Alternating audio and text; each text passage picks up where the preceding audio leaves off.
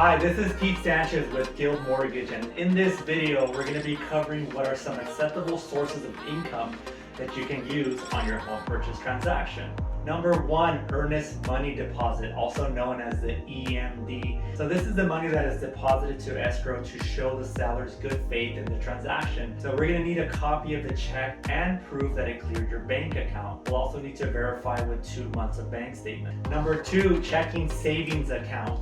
We'll be asking you for typically 2 months of bank statements. If there are any deposits on the statements that are anything but payroll deposits, we may source those deposits, which means we're gonna need to know where that money came from. Number three, stock liquidation 401k loans. We're gonna ask you for a statement showing the amount available before the transfer, the proof of the sale of the stock, the amount of loan, and then a copy of the front of the check, or to see the transfer into your checkings or savings account.